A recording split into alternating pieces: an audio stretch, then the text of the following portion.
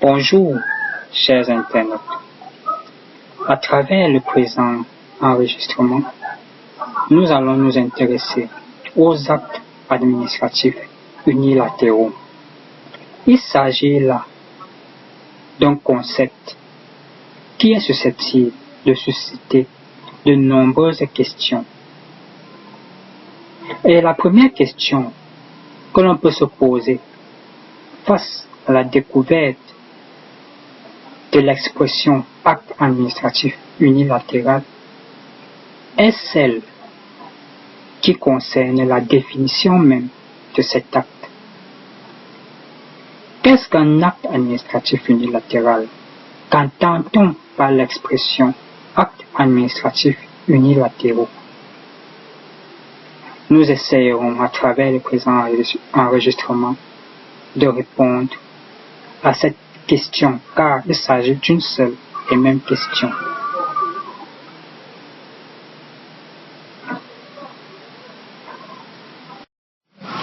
Nous allons donc parler à travers le présent enregistrement de la définition de l'acte administratif unilatéral. Ce qu'il y a lieu de dire ici, c'est que l'acte administratif unilatéral est à la fois un acte juridique et un acte réglementaire. Qu'est-ce qu'un acte juridique? Qu'est-ce qu'un acte réglementaire? En fait, un acte juridique est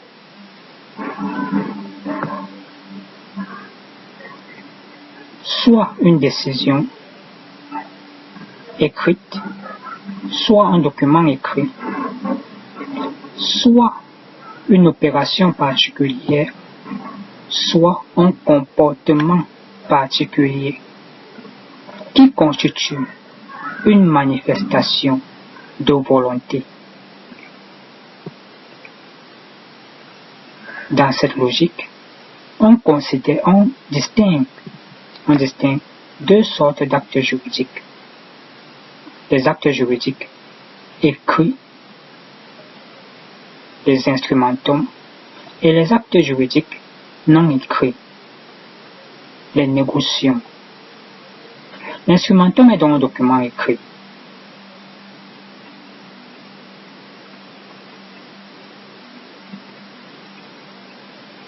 Il peut se présenter sous la forme d'une loi. Il peut se présenter sous la forme d'un règlement. Il peut se présenter sous la forme d'une simple lettre émise par une autorité administrative. Le négociant, quant à lui, est un comportement particulier, un geste particulier qui crée des droits et obligations à l'égard des tiers. Nous sommes encore en train de parler de l'acte juridique. L'acte administratif est donc un acte juridique.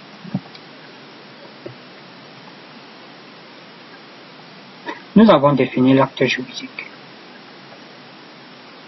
Et nous devons affirmer ici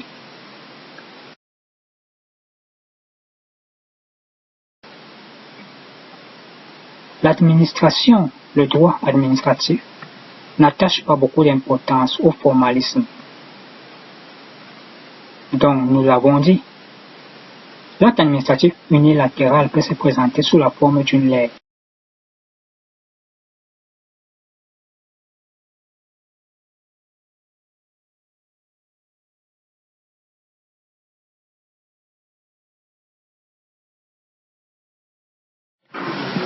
Ainsi, dans l'affaire Onana Adolphe contre communauté urbaine de Yaoundé, le juge administratif a reconnu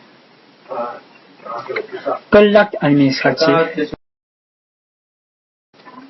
peut se présenter sous plusieurs formes. La forme écrite, la forme orale, ou même à travers de simples ajustements.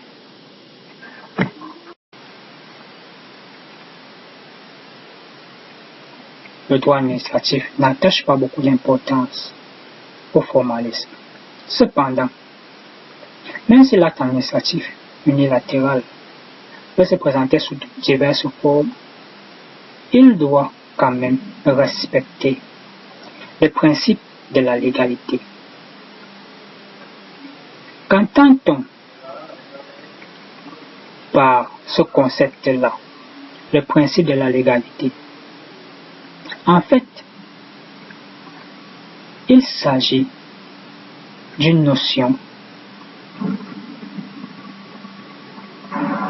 qui met en exergue la soumission des actes juridiques à la loi. Donc l'acte administratif unilatéral doit se soumettre à la loi.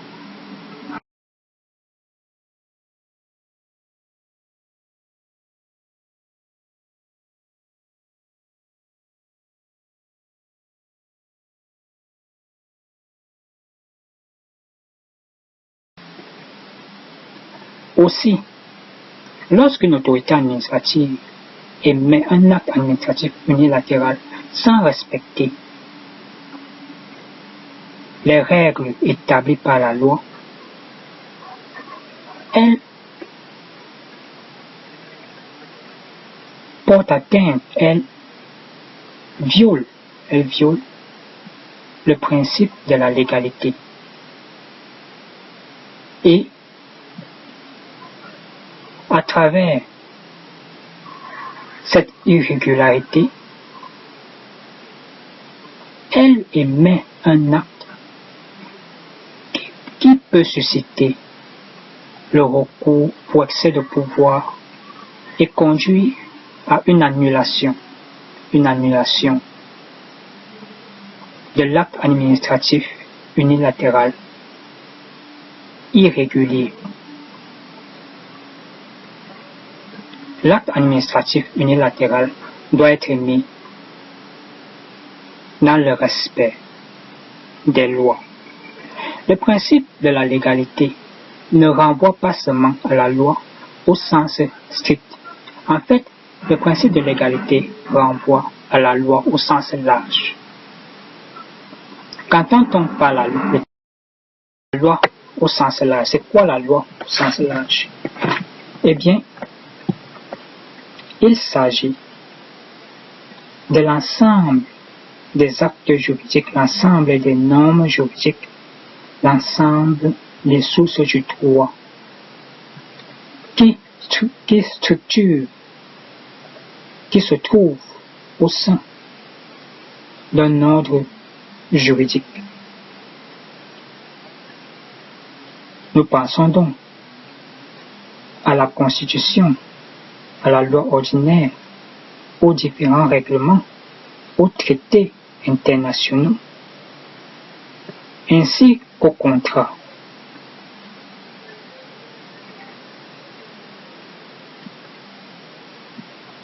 Les contrats administratifs, les contrats transnationaux. Donc, l'acte administratif unilatéral doit être conforme à la loi au sens large. Ainsi, dans l'affaire d'établissement Le Paysan contre l'État du Cameroun, une autorité avait attribué un marché public à une personne privée au travers d'un fax. Or, à cette époque, les textes en vigueur stipulaient que les marchés publics ne pouvaient être attribués qu'à travers une lettre commande. L'autorité en question avait donc violé le principe de la légalité. Elle n'avait pas respecté les textes en vigueur. Dans cette affaire, donc, le juge a précisé que le fax qui attribuait le marché public à la personne privée était un acte administratif unilatéral irrégulier, non conforme au principe de la légalité. Aussi, le juge administratif a annulé cet acte administratif.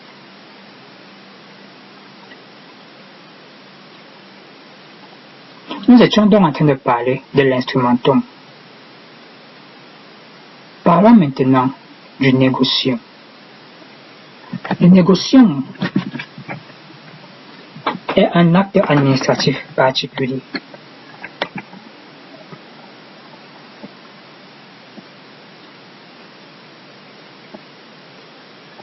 Il ne s'agit pas d'un document écrit. Il ne s'agit pas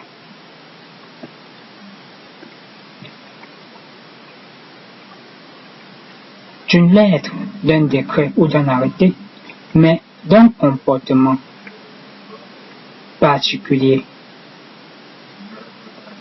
affiché par l'autorité publique en vue d'exprimer de manière implicite une volonté, une décision. Les policiers, généralement, qui règlent la circulation font des gestes. Ces gestes sont des actes administratifs unilatéraux. Ce sont des actes juridiques. De même, le silence affiché par l'autorité administrative face à une requête peut être considéré comme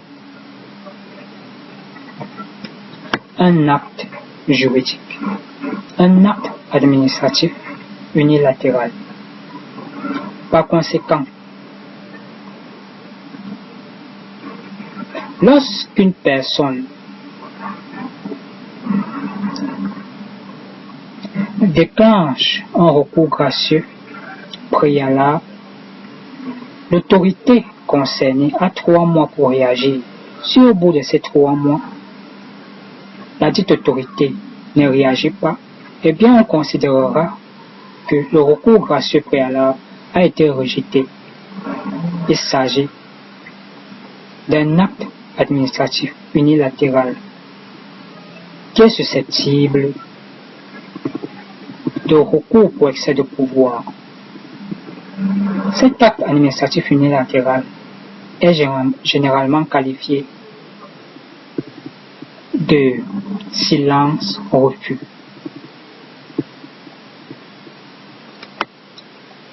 Il s'agit là d'un silence-refus. Le silence-acceptation, quant à lui, est celui qui est manifesté par l'autorité administrative après l'émission ou le dépôt d'une requête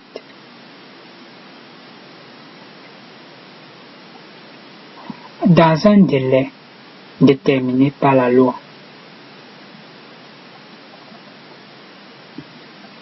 Donc, si l'autorité administrative ne répond pas à une requête au bout d'un délai, on peut considérer que le silence manifesté est un silence acceptation. C'est dans cette logique que dans l'article 7 de la loi numéro 90/53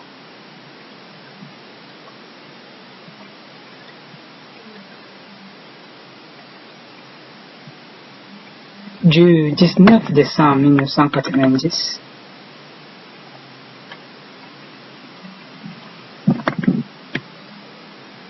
portant liberté d'association. Cet article-là, l'article 7, alinéa 3, stipule que l'autorité préfectorale dispose de 2 mois pour répondre à une demande de légalisation d'une association. Si, au bout de ces 2 mois, l'autorité en question ne réagit pas, eh bien, on considérera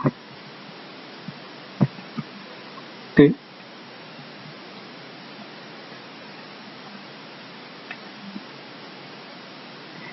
le silence manifesté est un silence acceptation. L'association sera donc réputée légale. De même, l'article 7, alinéa 2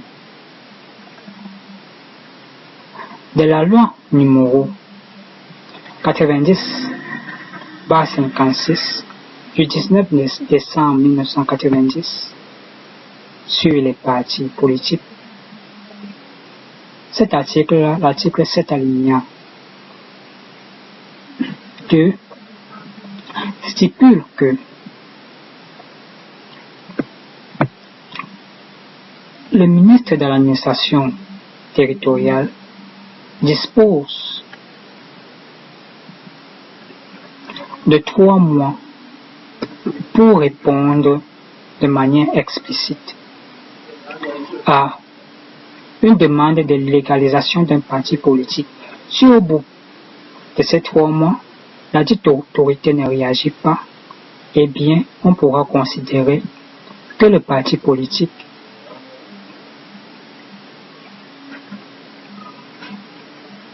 est légalisé. Il s'agira donc là d'un silence acceptation. L'acte administratif est donc un acte juridique. L'acte administratif est un acte réglementaire. Qu'est-ce qu'un acte réglementaire? C'est un acte qui émane d'une autorité du pouvoir exécutif. Les autorités du pouvoir exécutif se déploient généralement au sein de l'administration centrale, de l'administration déconcentrée ou de l'administration décentralisée.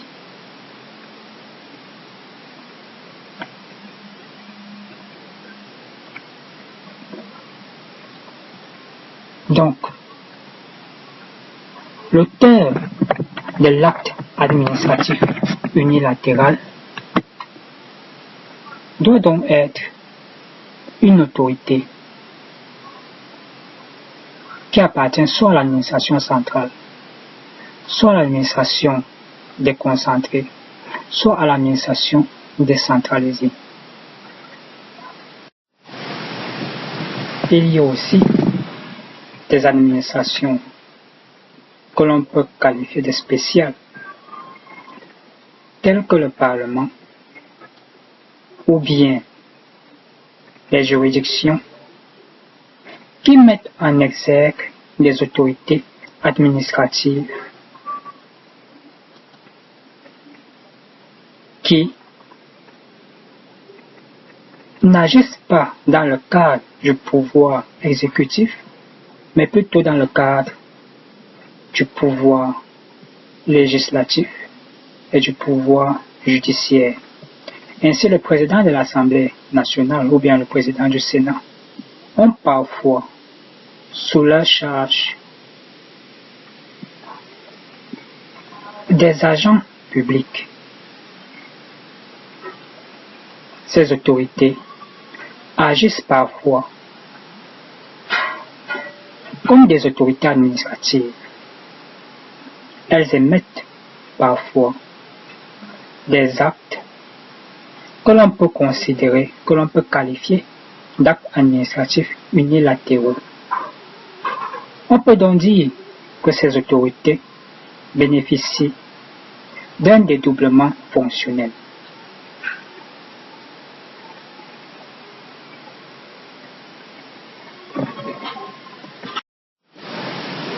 Nous avons donc démontré que l'acte administratif unilatéral est à la fois un acte juridique et un acte réglementaire.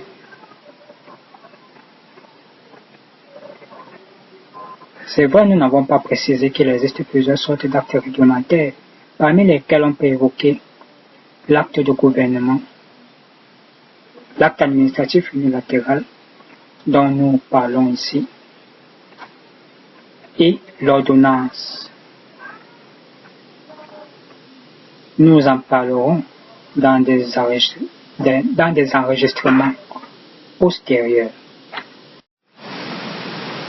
L'acte administratif unilatéral est donc à la fois un acte juridique et un acte réglementaire.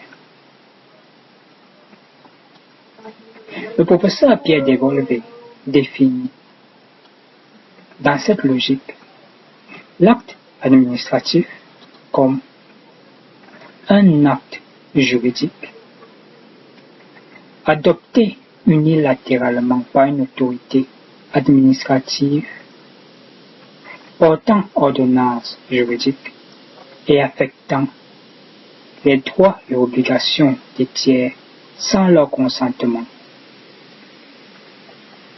Le juge administratif camerounais, quant à lui, présente l'acte administratif, définit l'acte administratif unilatéral comme un acte juridique unilatéral pris par une autorité administrative dans l'exercice d'un pouvoir administratif et créant des droits et obligations à l'égard des particuliers. Le juge administratif précise donc que l'acte administratif unilatéral est pris dans le cadre d'un pouvoir administratif. Cependant, avant de continuer, intéressons-nous aux termes qui ont été employés par le professeur Pierre Dévolvé et par le juge administratif camerounais. Le juge administratif camerounais dans l'affaire Gonganjan Martin, connu par la Cour fédérale de justice dans les années 1968. Donc, le professeur Pierre Dévolvé emploie le terme adopté. Un acte juridique adopté unilatéralement par une autorité administrative.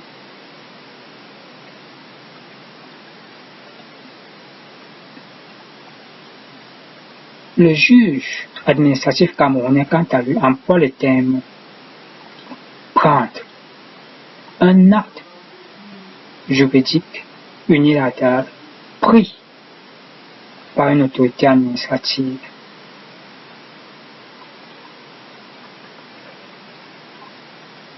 dans l'exercice d'un pouvoir administratif et créant des droits et obligations à l'égard des particuliers. Adopter et prendre. Le terme adopter est généralement utilisé lorsqu'on a affaire à une assemblée délibérante Ainsi,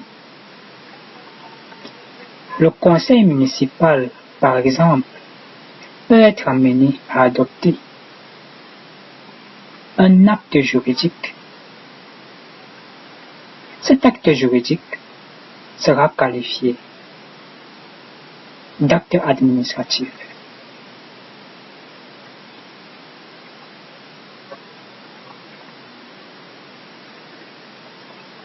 C'est pour cela que le terme adopté est très intéressant ici. Le terme prendre aussi est important car il met en exergue à la fois l'adoption et aussi les missions de l'acte administratif unilatéral.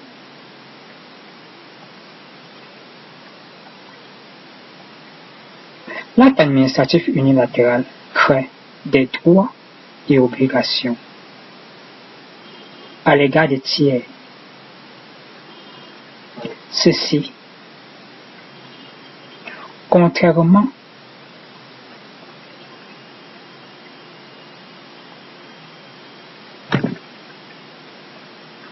aux contrats qui ont un effet relatif, les contrats administratifs, les contrats civils, les contrats transnationaux ont généralement un effet relatif.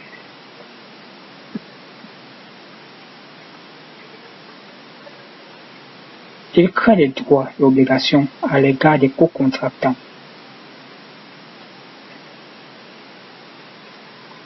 Cependant, de manière exceptionnelle, un contrat peut avoir des effets sur les tiers.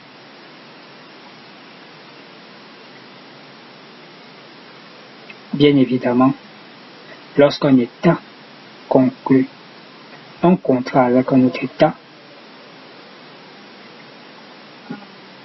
les personnes qui vivent au sein du territoire de cet État pourront en subir les conséquences. C'est pour cela que les traités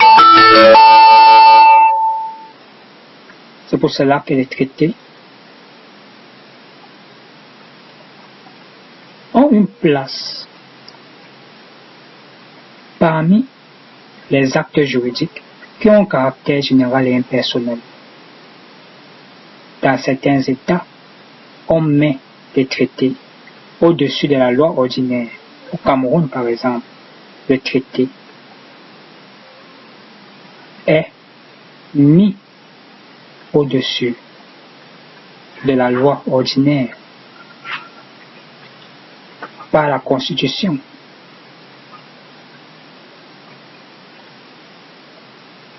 Donc l'acte administratif unilatéral a généralement un caractère général, le plus souvent, un caractère général et impersonnel. Il peut aussi avoir un caractère individuel. L'acte administratif unilatéral peut avoir des effets uniquement pour des personnes nommées, des personnes particulières.